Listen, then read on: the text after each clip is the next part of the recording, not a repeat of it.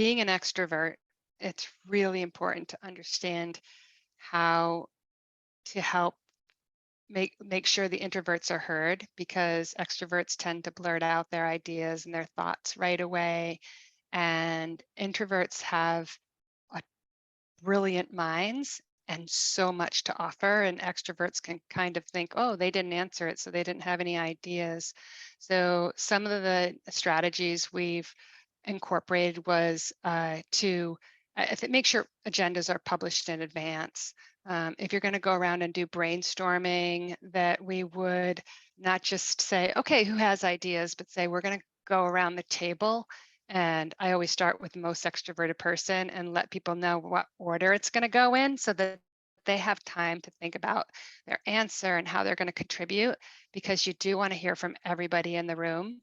So just being intentional about giving people time. So I have one team member who's really introverted. So I might go to him and say, hey, and I'll call his name Tom. Hey, Tom, I've got this idea. I think we should do X, Y, Z, Z, Z. And I quickly tell him, and I'd love your thoughts on it tomorrow.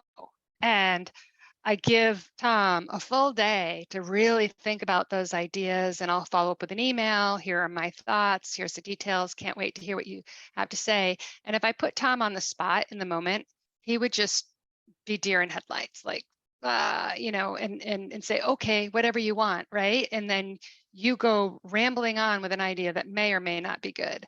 But if you give that introvert an extra day to respond, they're going to come back with how to fine tune it, how to improve it, how to, their concerns about what you might not have seen, because they really are deep thinkers and have a ton to offer. So I think for the extroverts out there, just to give your introverted team members more time, and take turns around the table, even in the Zoom rooms.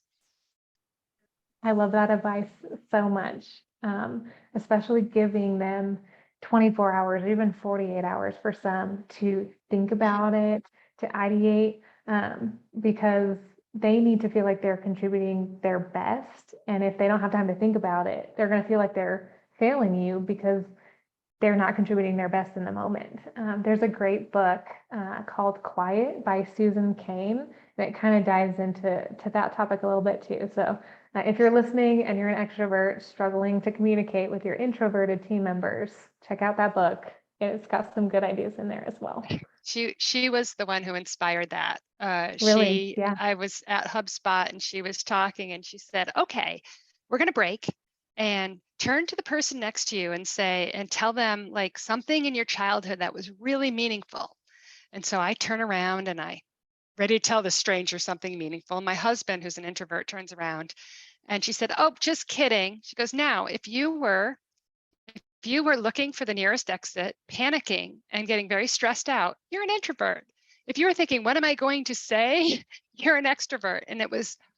And my husband said, that's exactly how I felt. I thought, how the heck can I get out of here quickly? And I had no concept how he felt. I was shocked at how little I understood about how his mind worked and how frightening that was for him. Yeah, I think Wow.